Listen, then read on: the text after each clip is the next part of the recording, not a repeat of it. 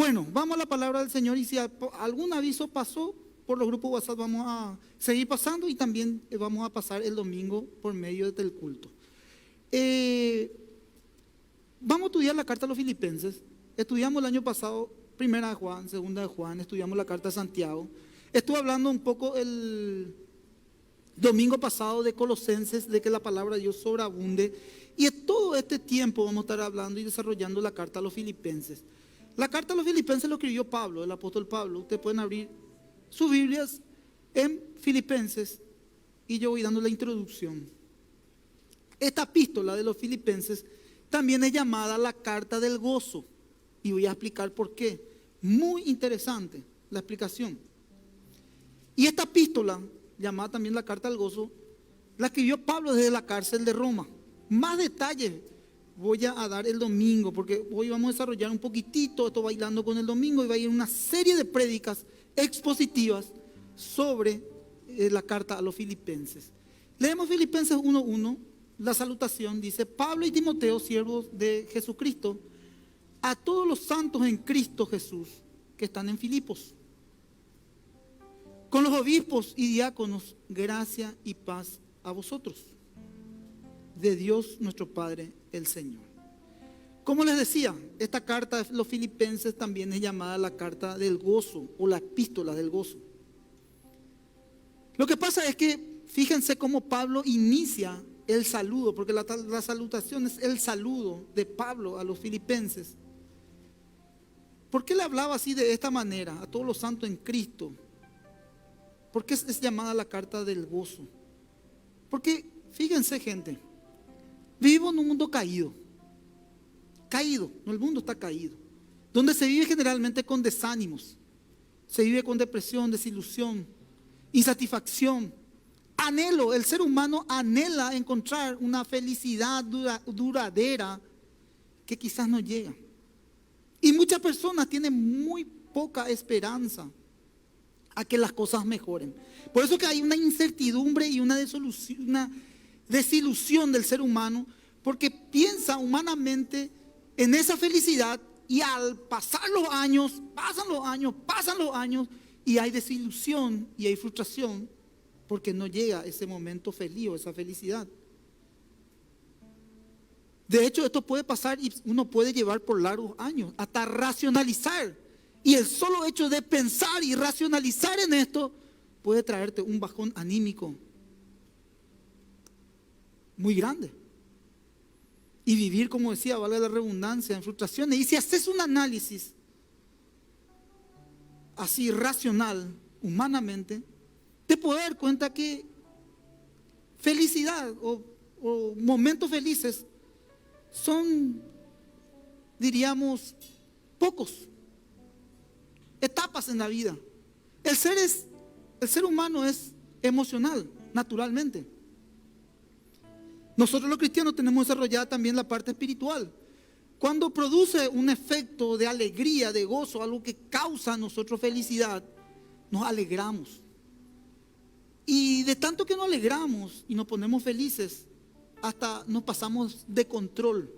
Y vos me decís, ¿por qué, pastor, este análisis? Porque al pasarte de control, quiere decir disfrutar, porque no sabes cuándo vas a poder otra vez vivir esos momentos felices. Entonces, el ser humano de por sí, innatamente o inconscientemente, tiene que irse al extremo para poder disfrutar de una manera, diríamos, descontrolada, porque no sabe cuándo va a venir otra vez esa felicidad. Entonces podemos hacer este análisis que en la vida solamente hay etapas y pocos momentos felices. ¿Y el resto?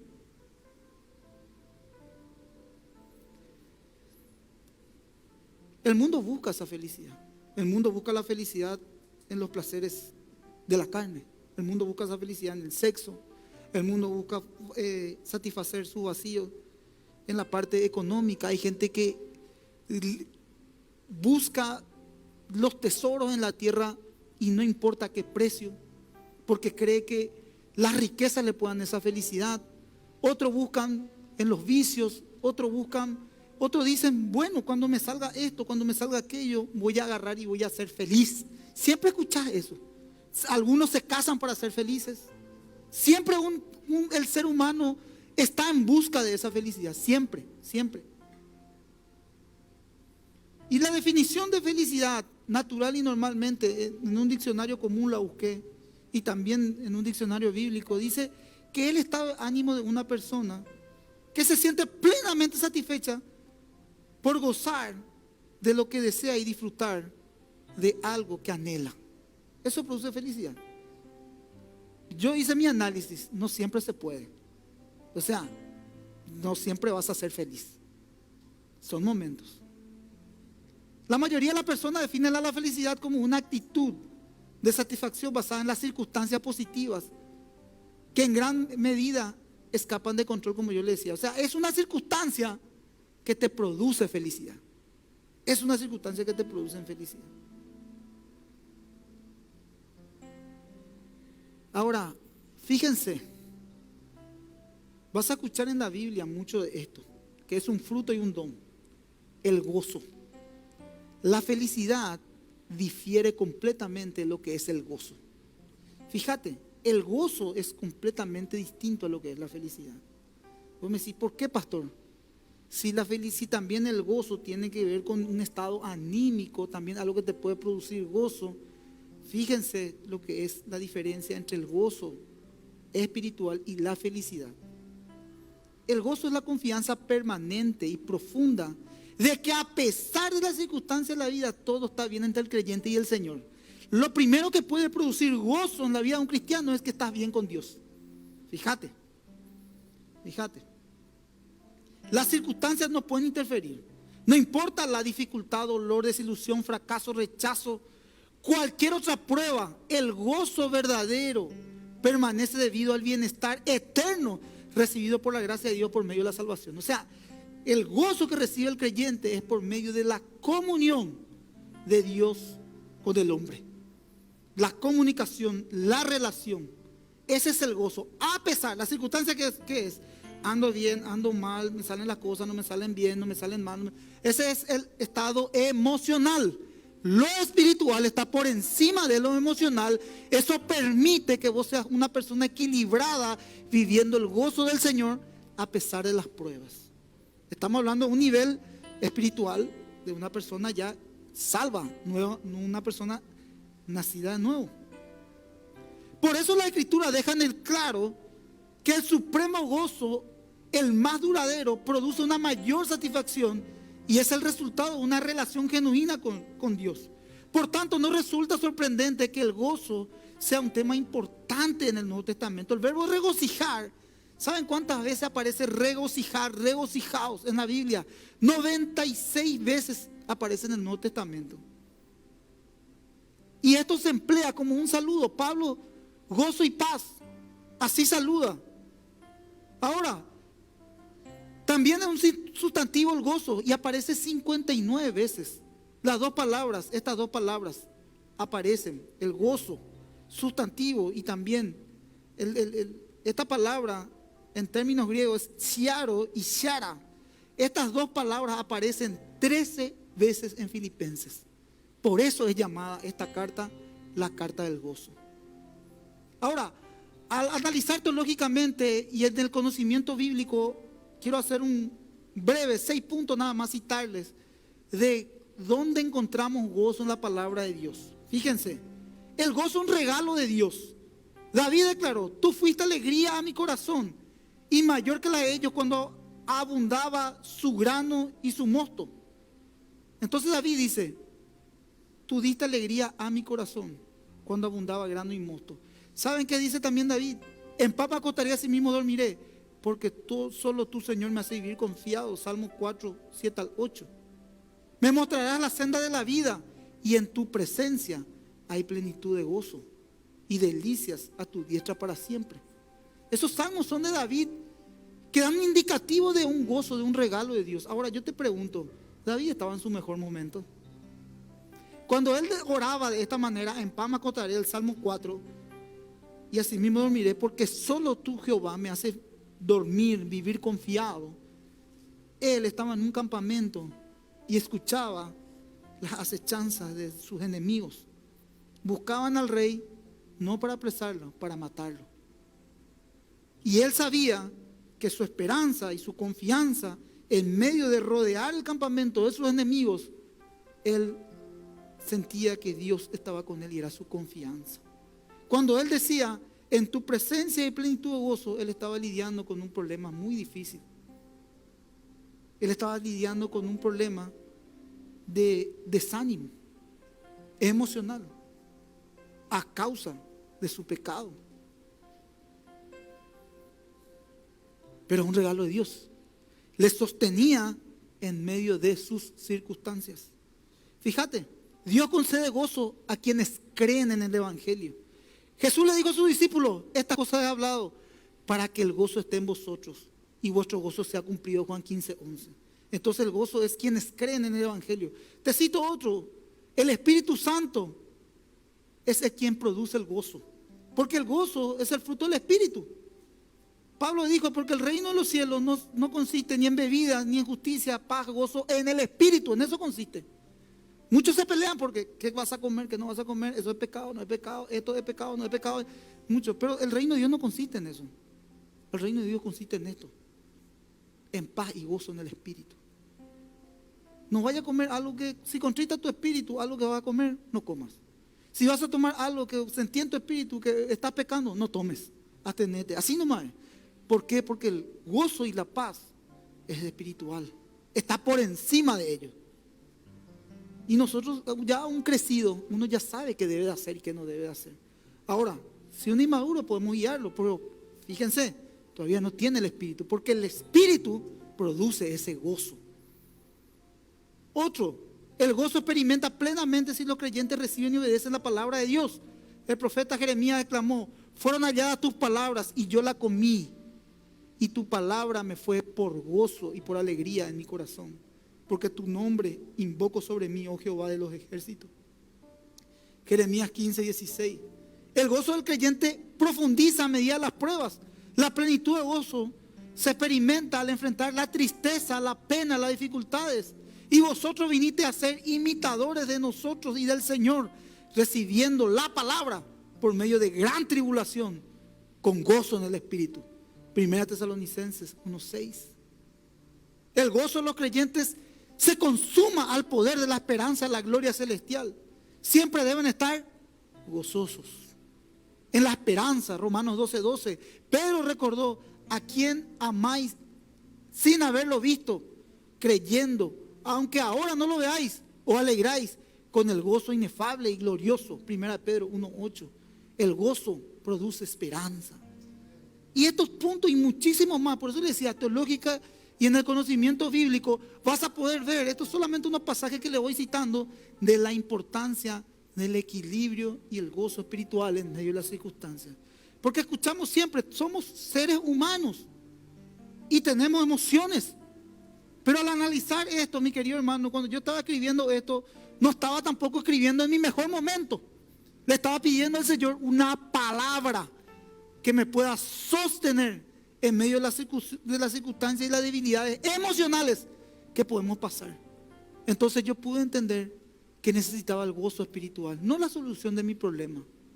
Porque la solución de mi problema no me va a producir ese gozo, me va a producir alegría y felicidad humana. Yo necesito confiar en Dios a pesar de las circunstancias que estoy viviendo. Eso es madurez. Entonces recibía este equilibrio espiritual, el gozo.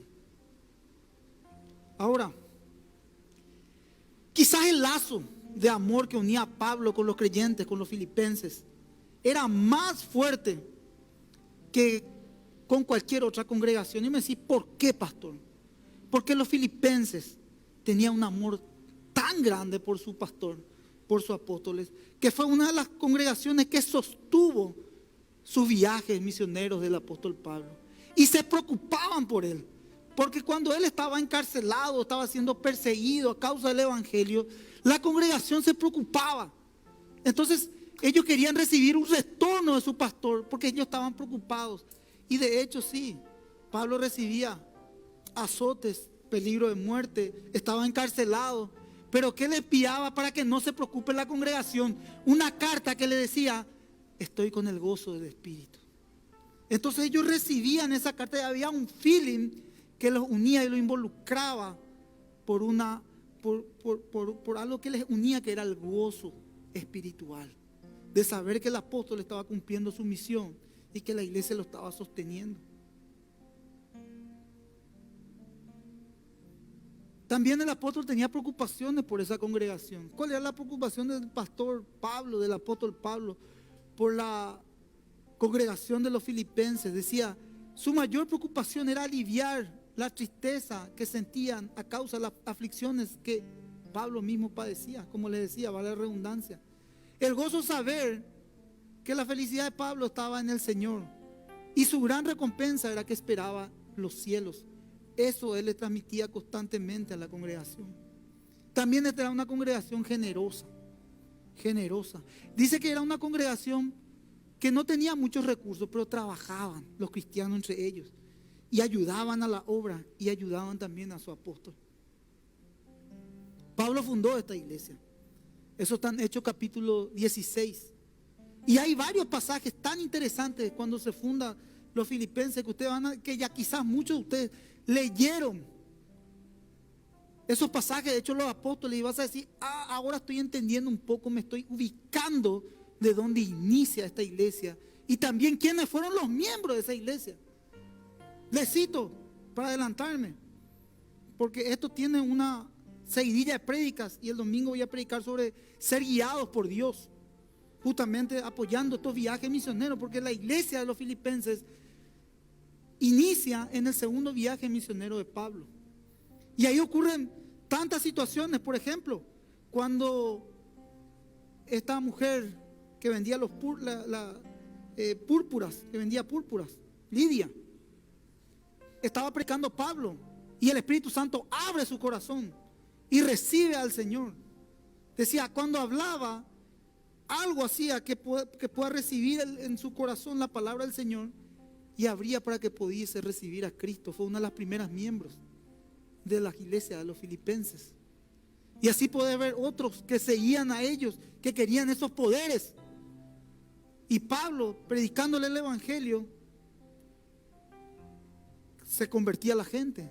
También conoces algo tan importante que menciona Hechos de los Apóstoles, cuando Pablo y Silas quedan encarcelados y ellos cantaban himnos y las cadenas se rompían. ¿Dónde fue eso? La ubicación bíblica. E iniciaba la iglesia de los filipenses. Cuando vamos a mirar el contexto del capítulo 16, dice que el Espíritu Santo le dijo a ellos que se callasen, que no predicasen el evangelio, porque Pablo y Silas iban a ir a otro lugar a predicar la palabra, y el Espíritu Santo le dice, no hablen, vayan a Macedonia. Y ellos no querían ir, y el Espíritu Santo le decía, ahí vayan. Y ahí lo usó con poder. Por eso es que la iglesia conocía lo que estaba pasando sobre Pablo. Por eso es que Pablo queda encarcelado. Ya en ese momento, cuando él empezó a predicar en ese lugar, en Filipos, Macedonia, porque esa es la ubicación de la iglesia, ellos quedan ahí porque justamente ellos eran perseguidos a causa de la predicación del evangelio. Les cito esto para que ustedes tengan una ubicación de dónde nace la iglesia de Filipenses. Les pregunto, ¿algo interesante o no? Estamos aprendiendo. Dice en el 1:1, Pablo y Timoteo, siervos de Jesucristo. Y esto es importante cuando inicia la carta, saber, por más que ustedes saben quién fue Pablo, es importante citar que Pablo escribió 13 de las epístolas, o sea, 13 cartas en el Nuevo Testamento. Es un siervo de Jesucristo ilustre, privilegiado, que el mundo haya conocido. Pablo fue el mayor exponente del cristianismo. La palabra siervo traduce en plural a un conocido término griego, doulos, que describe a una persona cuyo dueño es el otro, el cual está subordinado y depende completamente de él. O sea, él decía, Pablo y Timoteo, siervos de Jesucristo. O sea, ¿qué quiere decir? Que Dios era dueño de ellos, así se presentaba, y que ellos eran sus esclavos, esclavos de Jesucristo, sinónimo de siervos. Estaban subordinados por Jesucristo, estaban a su servicio. Esto, mi querido hermano, si lo analizás, profundizás, te lleva hacia niveles espirituales que sinceramente ves que sinceramente estos hombres eran guiados por Dios. Tenés que tener una madurez para decir, no hablen, callen, vayan a este lugar, vayan a otro lugar, ahora hablen. Y empecé a tipear, les digo, sobre ser guiados y cómo hay cuestiones todavía que debo de analizar para poder seguir escribiendo. ¿Por qué a esta oración poderosa? Porque todo este contexto uno tiene que estudiar para poder exponerlo.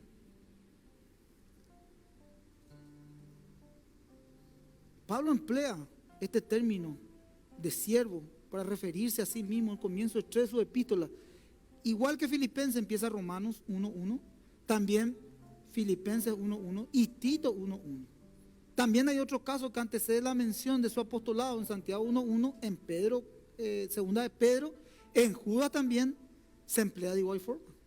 La Escritura establece con claridad que todos los redimidos, ya sea bajo el antiguo pacto, son santos apartados del pecado para Dios. O sea, cuando él se refiere a los santos, cuando vos decís, por ejemplo, la salutación, el saludo de Pablo, en todas las cartas que vos ves, ¿por qué Pablo saluda? ¿Por qué Pablo le saluda santo a la iglesia si la iglesia es pecadora, pastor? Porque él ya está hablando en fe. Así como Cristo ya te está viendo como santo, Pablo también está mencionando santo. Santo está mencionando la parte de la remisión, de ser redimidos del pecado. Vivimos en este cuerpo, somos pecadores. Por eso yo le dije la otra vez, el significado de santidad tiene que ver con un proceso. El proceso de la santificación tiene 3 partes. Cuando uno se convierte al Señor, empieza su proceso de santificación, la conversión. Esa conversión va siendo progresiva. No hay perfección. La perfección es cuando ya no habitamos en este cuerpo de muerte, en la parte humana. No hay un nombre que pueda ser santo de carne y hueso. No hay. No lo hay. El catolicismo enseña de la santificación por medio de un milagro. Y después de muchos años se le atribuye un milagro a un hombre. A Dios, a un hombre. Y después de muchos años se le estudia unos requisitos y se le beatifica como un santo. ¿Por qué esperan muchos años? Para que las generaciones ya no conozcan a ese hombre o esa mujer. Entonces nadie puede decir algo en contra de ese hombre, porque no somos santos. No somos santos. Estamos en el proceso de la santificación y vamos a ser santos. Entonces Pablo habla proféticamente para ese cumplimiento, cuando salgamos de este cuerpo y en el espíritu podamos encontrarnos con nuestro Salvador. Amén, hermanos, ¿se entiende? La gracia y la paz de nuestro Señor Jesucristo. Pablo usó una conocida salutación. Y en varias de sus cartas van a ver todo: gracia y paz, gracia y paz, gracia y paz, gracia y paz. Entonces todo esto vos podés ver en todas las cartas paulinas. Todo vas a ver, todo lo que generalmente escribe, vos podés ya hacer un análisis y decir, esta la escribió Pablo. Puedes tener un material que es muy bueno, que es una Biblia de estudio, donde te pueda guiar quién escribió, donde vos te puedas ubicar y poder saber del estilo de escritura, para que vos sepas cuando escribió Cristo, cuando escribió Marcos, cuando escribió Pablo, cuando escribió Santiago o cuando escribió Pedro. Entonces vos mirás el tipo de estilo de literatura, de escritos, entonces vos ya te vas fijando en esto. Pablo tiene esa característica en las cartas paulinas, por eso él dice, gracia y paz a vosotros, de nuestro Señor Jesucristo. Entonces él utiliza esto.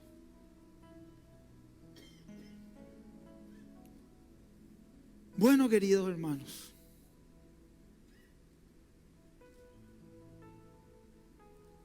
esta gracia y paz es una expresión también de un profundo amor del apóstol hacia los hermanos creyentes. Incluso vas a ver en Corintios como él a los hermanos inmaduros incluso le dice gracia y paz a vosotros. Y los hermanos de Corintios que eran inmaduros causaron tanta tristeza en la vida del apóstol, porque él, esto justamente predicaba el domingo, ya teniendo que ser maduros todavía había entre ellos, el alimento era básico, era lechita, eran niños todavía inmaduros. Entonces ya teniendo que ser maestros, ellos se comportaban todavía como niños y había peleas, celos, contiendas entre los hermanos y se peleaban, todos eran ya todos de 40, 50 años, pero todos andaban con su biberón y pañal espiritualmente. Entonces también eso causaba mucha tristeza en el apóstol, pero aún así él le mencionaba como santos, viendo la obra de Dios, poco lenta, pero al fin y al cabo llegarían a ser. Sin embargo, debió sentir gozo y gratitud especial hacia los santos y los filipenses, porque a diferencia de los corintios, habían sido movidos por un inmenso consuelo y satisfacción. Fíjate cómo empiezan, estamos en el capítulo 1 de Filipenses. Fíjate cómo empieza. El versículo 3 al 8, esto es lo que vamos a desarrollar en esta noche. Dice, doy gracias a mi Dios siempre que me acuerdo de vosotros. Miren, doy gracias a mi Dios cuando en memoria me acuerdo de vosotros. Siempre en todas mis oraciones, rogando con gozo por vosotros y por vuestra comunión en el Evangelio, desde el primer día hasta ahora, estando persuadido esto, que el que comenzó en vosotros la buena obra, la perfeccionará hasta el día de Jesucristo. Como me es justo sentir esto de vosotros, por cuanto tengo en el corazón y en mis prisiones y en defensa y confirmación del Evangelio, todos vosotros sois partícipes conmigo de la gracia, porque Dios me es testigo de cómo os amo a todos vosotros en el entrañable amor de Jesucristo. Vieron, mi querido hermano, acá hay algo demasiado importante de unión y de lazo de Pablo con su iglesia. Doy gracias a Dios en memoria. Siempre que me acuerdo, desde el día 1, él daba gracias a Dios por esa congregación. Qué tremendo. Ahora, ¿cuál era la circunstancia cuando él decía gracias a Dios por esa congregación? Las circunstancias de Pablo en el momento de escribir esta carta eran terribles. Estaba encarcelado en Roma, quizás al borde de la ejecución. Y por esta situación el apóstol hubiese estado anímicamente mal. Me imagino, podía estar diciendo, esta quizás va a ser mi última carta, no sé, escribo esto, después me decapitan, muero. Podía haber estado sumamente depresivo, con un estado anímico, como dije, abajo, con preocupación, con incertidumbre. Sin embargo, él daba gracias a Dios. Estaba sostenido por el gozo espiritual. Algo que me llevó a analizar es cuando Juan estuvo en la cárcel. Y cuando Juan estuvo en la cárcel, él sentía que iba a morir. Juan fue a la cárcel porque denunció el pecado de Herodías. Herodías, una bella mujer que empezó a danzar, y le denunció el pecado a Herodes, quien era la autoridad máxima en aquel momento. Y como él estaba tan enamorado de Herodías, le dijo, pídeme lo que quieras. Y Herodías le dijo, quiero la cabeza de Juan el Bautista. Muy a pesar de Herodes, porque él admiraba a Juan por la predicación, porque Juan fue el que preparó el camino del Señor, predicaba el arrepentimiento. Tuvo que cumplir porque lo pidió Herodías. Y ellos no iban a poder seguir pecando tranquilos porque había denunciado Juan el pecado de Herodes y Herodías. Entonces lo envían a la cárcel a Juan. Y Juan sabía, estaba a punto de morir. Y le llama a los discípulos de Jesús. Y le dice, vayan y pregunten a Jesús si es Él el Salvador o hay alguien que debe de venir antes de Él. Estoy todo fraseando, después ustedes pueden mirarlo en su Biblia. Y se fueron los discípulos y le dicen a Jesús, Jesús, hablamos con Juan. ¿Qué pasó? Juan nos dice si tú verdaderamente eres el Salvador o hay otro que tiene que venir. Y Jesús le dijo, díganle esto: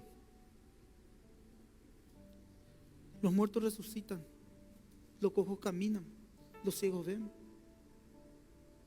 Le empieza a citar todos los milagros. Y le dice, bienaventurado aquellos que no hayan tropiezo en mí. Lo que pasa es que Juan estaba en su humanidad. Y Juan esperaba que lo salve de la cárcel, de ese momento, de esa situación de muerte. Que lo libre, que venga Jesús y le diga, no, gente, yo te libero de la cárcel, te quito, todavía no es el tiempo, vení Juan. Y lo salve. Sin embargo, lo que Jesús estaba refiriendo era a las señales cumplidas por medio de él en el Antiguo Testamento. Entonces lo que estaba diciéndole es, yo te voy a salvar, Juan. Si las señales se están cumpliendo en mí, yo te voy a salvar, pero voy a salvarte no de la carne, sino del Espíritu. Y de hecho sí lo fue. Juan es el último profeta y murió decapitado a causa de denunciar el pecado. Muchos anhelan ese oficio o ese don, pero créanme que cuando uno hace las cosas bíblicas y bien, corre peligro, porque demasiado gusto a decir todas las cosas lindas y que la gente te aplaude, que te aplauda, pero tener que denunciar el pecado. Y la palabra profética, mis queridos hermanos, tienen 3 cuestiones de análisis, si no hay que desecharla, y es de exhortación, edificación y consuelo. Si no hay esas 3 palabras en una profecía, tenés que desecharla. Eso es bíblicamente un protocolo profético. El gozo verdadero es una constante en la vida llena del Espíritu. No es un sentimiento pasajero, eso es felicidad. Un creyente que tiene el gozo verdadero no puede vivir de acuerdo a las circunstancias. Estamos felices porque algo nos sale bien, pum para arriba. Algo nos sale mal, no me voy más a la iglesia. Dios mío. Un día está súper bien, espectacular. Bendiciones, hermanos. Levantar todos los stickers unidos por Cristo. El avivamiento. Paraguay para Cristo. Le amo a mis hermanos. Otro día se fue mal la cosa, salgo del grupo. Dios mío. Ay. Qué difícil será. ¿Somos así o no somos así? Vamos a ser sinceros. Los miércoles son la gente espiritual, ¿viste? Estamos más. Entonces podemos hablar así en grupo. Pero ¿verdad que somos así? No estoy hablando acá de la iglesia, esto nos ocurre acá más que en Salvador. No, nosotros somos maduros ya. Esto nos ocurre.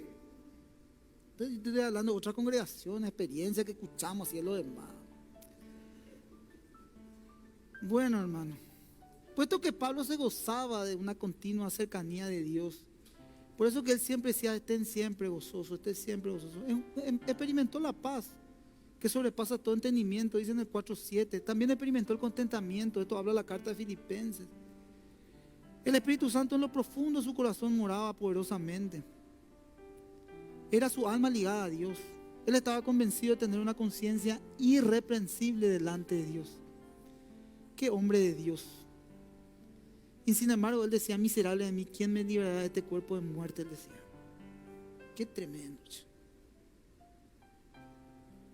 Él tenía la conciencia irreprensible. ¿Viste? Dice que no, cuando no puedo dormir porque te acusa tu conciencia. Y hay veces que cuántas veces no podemos dormir, hay algo que nos tranquiliza, no tenemos paz. Y no estoy hablando solamente del pecado, estoy hablando de la preocupación, de situaciones que vivimos diariamente. Sin embargo, él estaba confiado que todo estaba en las manos del Señor. Bueno, hermanos, para cerrar en estos 5 minutos. Como les digo, esto va a continuar. Este es como cuando te va cuando te invitan a hacer una ceremonia importante. Y en la ceremonia importante te empiezan a servir primeramente unos bocaditos, después te empiezan a servir un plato de entrada, después te empiezan a servir una copa, una rica bebida, y empiezan los mozos a degustar. Bueno, hoy es esa picadita, porque esto vamos a ir estudiando a profundidad. Y acá vos me decís, unos cuantos versículos recién estudiamos. Claro, pero es muy interesante porque acá yo no me quiero ir rápido. Lo que quiero es que se comprenda lo que estaba viviendo y lo que transmite la palabra de Dios al creyente, porque esto va a traer mucha esperanza a nuestros corazones. Estos son materiales también de grupos hogareños, son materiales también para la iglesia que quedan registrados. Por medio de estos versículos que nosotros estudiamos, estos 8 versículos, porque de acá en adelante, el apóstol presenta 5 motivos específicos de su gozo inspirado por el Espíritu en relación con sus hermanos, con la congregación. Por ejemplo, mira tu Biblia. La oración en memoria, le citaba yo en el punto 1. Versículo 3, la oración en memoria. Fíjense, el versículo 4, el gozo en la intercesión. Fíjense, el gozo en la comunión en el versículo 5. Ustedes pueden leer ahí. El gozo en la seguridad en el versículo 6. El gozo del amor en el versículo 7 y 8. ¿Cuántas perlas hay en medio de estos textos solamente del inicio de la carta y del contexto histórico de la iglesia de los filipenses? Mucho que aprender. Voy a recopilar un poco lo que ya estaba dando yo. Ciertas, mencioné yo ciertos recuerdos que traían a la memoria de Pablo, y eso lo traía alegría, el gozo del recuerdo y la memoria. Se acordaba de cómo iniciaba la iglesia. Es lo mismo que, no sé, acá 10 años sigamos todos juntos, que Dios permita que podamos crecer en la congregación y establezcamos otras obras.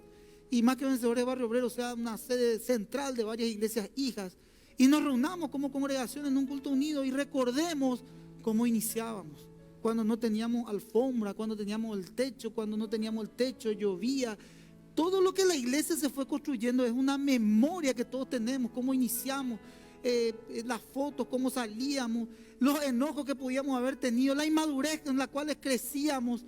Y eso va a ir pasando el tiempo. Y eso va a traer memoria, mucha alegría, mucho gozo de ser parte. Vamos a crecer. Muchos de ustedes a lo mejor en ese tiempo van a ser pastores, líderes, laicos, profesionales comprometidos con su iglesia. Y van a decir, qué recuerdo, qué lindo, cómo se inició la obra, cómo se inició todo lo que Dios hizo, todo. Entonces, esa es la memoria que queda, los recuerdos, el gozo, la alegría. Yo también tengo así recuerdos, Más que Vencedores, cuando de Brasilia pasábamos a Cristo Centro, no teníamos un lugar físico, se estaba arreglando la casa central, de ahí nosotros fuimos parte. Fui también parte del inicio en la iglesia allá en la central, y después vine acá y fui también, por la gracia de Dios, tuve el privilegio de iniciar con ustedes la iglesia, y así yo creo que el Señor irá haciendo otras iglesias en el Paraguay y en el mundo entero. Los recuerdos que Pablo tenía hacia los filipenses empieza de su segundo viaje misionero. Cuando el apóstol fue por primera vez a Filipo, el Espíritu Santo lo guió. Esto es la segunda parte de la prédica. Lo guió de una manera específica a ir a Macedonia, la provincia donde está ubicada en Filipo. No habían planeado esto, ir con Silas. Salieron el día de reposo a la ciudad de Ribera del Río, donde esperaban encontrar adoradores judíos. Es evidente que no habían hombres judíos en Filipo para formar una sinagoga. Los únicos presentes conformaban un grupo de mujeres que oraban, y una de ellas era Lidia, como yo les decía, que adoraba a Dios, la cual significa que ella era gentil, prosélita del judaísmo. Ella no era creyente, estaba orando a Dios. Era judía, no conocía a Cristo. El Señor abrió su corazón para recibir a Cristo. Y recién convertida, ella sí, ¿vieron esos acontecimientos así radicales? Como yo le mencionaba en la oración, hay personas que escuchan el Evangelio, la palabra de Dios, y radicalmente cambian su vida. Al salir de la iglesia o del lugar donde recibió la palabra de Dios, del grupo, de la casa o de la calle donde se encontró con una persona que predicó la palabra de Dios, es otra persona. Bueno, eso ocurrió con Lidia. Al hecho de recibir la palabra de Dios, se convirtió. Se convirtió. Esto ocurría en los inicios de la iglesia de los filipenses. Recibió en su corazón a Cristo.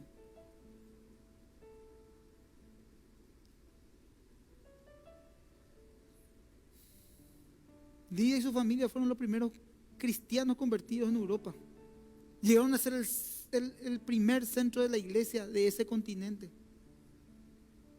Ella fue bautizada junto con su familia. Recién convertida, instó a Pablo y a sus compañeros a hospedarse en su casa. Crean, díganme si no fue guiada por Dios. Y todo esto está en Hechos capítulo 16, 13 al 15, ustedes pueden leerlo. Había una característica de la iglesia de los filipenses, la generosidad, hospitalidad. Ellos manifestaban esas virtudes y esas virtudes perduraron durante años en aquella congregación. No cabe duda que Pablo adoraba también, se acordaba también de la joven esclava en Filipo que tenía un demonio de adivinación por el cual ganaba mucho dinero. Esta mujer por medio de la adivinación cobraba dinero. Eso está todo en Hechos capítulo 16. Ella siguió al apóstol y a sus compañeros durante varios días y daba voces diciendo: esos hombres son siervos de Dios, quienes anuncian el camino de la salvación. Entonces, desagradando a Pablo, este volvió y le dijo al espíritu: te mando en el nombre de Jesucristo que salga de ella. Y aquella misma hora salió. Aunque Lucas 2 relata la manera específica, es probable que al igual que a Lidia, esta joven naciera de nueva y se convirtiera en una hermana en Cristo, a quien Pablo ahora lo recordaba con cariño. Se acordó de ese acontecimiento. Vino una divina que lucraba, tenía un espíritu demoníaco, le seguía a Pablo. Pablo con autoridad le expulsa al demonio y se acuerda a Pablo de aquel acontecimiento donde él rememora, acordándose en memoria, para que ese gozo espiritual transmita a la iglesia filipense, acordándose de estas experiencias.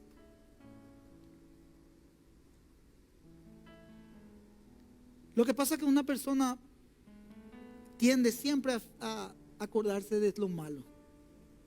Cuando uno está herido, en esa iglesia no me recibieron, el pastor no me dio la oportunidad, la pastora tal cosa. Siempre.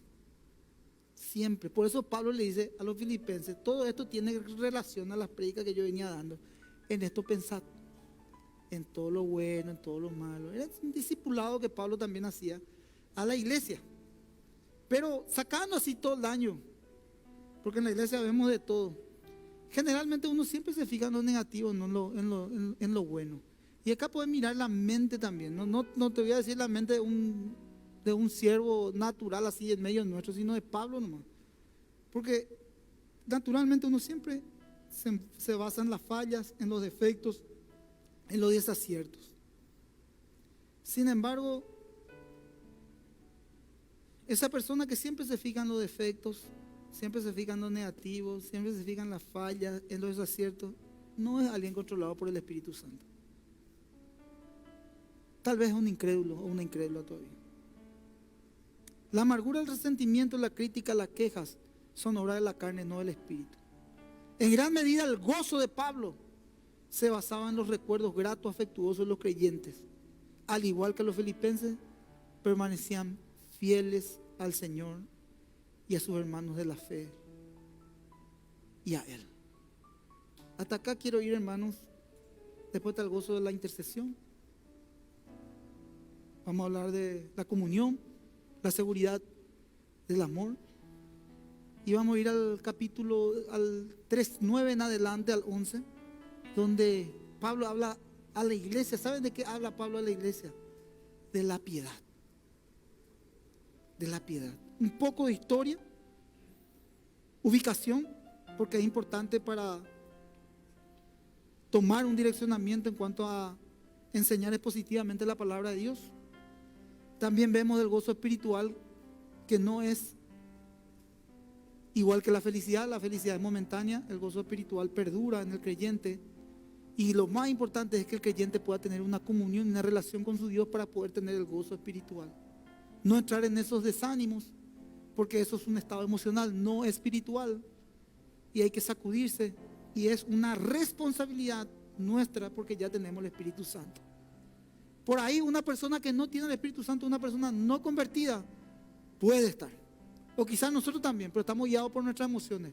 Cuando el Espíritu Santo está en nosotros, nosotros entendemos, sabemos, y para recibir esa llenura y mantener esa llenura, es lo que nosotros tenemos que identificar estas cuestiones. Y eso sí es una responsabilidad humana. Dios llama al pecador por su gracia soberana. Dios hace su obra, poniendo, inyectando fe y arrepentimiento, los dos van junto a la mano. Está la salvación en el hombre, que es un don de Dios, un regalo que Dios nos da a nosotros. El Espíritu Santo mora en el creyente. Y de ahí, una vez que vos tenés el Espíritu Santo, te guía a toda verdad, porque sos un hijo, una hija de Dios. Al guiarte a toda verdad, te muestra qué caminos, qué sendas continuar y seguir. Y ahí empieza la responsabilidad en obedecerle y ser guiado por el Espíritu Santo. Amén, hermanos. ¿Podemos ponernos en pie? Voy a bendecir al pueblo y después voy a pedir a nuestros queridos hermanos Lore y Héctor que puedan pasar para orar. Bendito Padre, gracias por esta hermosa noche que tú nos has dado. Prácticamente una noche de estudio bíblico, Señor. Y te damos gracias, Señor, porque creemos que tu Espíritu, aquel que nos enseñas, danos ese corazón enseñable. Danos, Señor, hambre y sed de tu palabra. Danos de tu Espíritu Santo. Danos un equilibrio y una búsqueda genuina y verdadera, Señor. Eso es lo que te pedimos, Señor. Encontrarnos contigo, Señor. Así como Lidia en un momento se encuentra y Pablo, al predicar la palabra, ella recibe de tu Espíritu, de tu presencia. Dice que Dios abrió su corazón, quitó el corazón de piedra y puso el corazón de carne. Y creemos que esa obra milagrosa en el cristiano, en el creyente, es aquella que lo hace el Espíritu Santo por medio de su obra.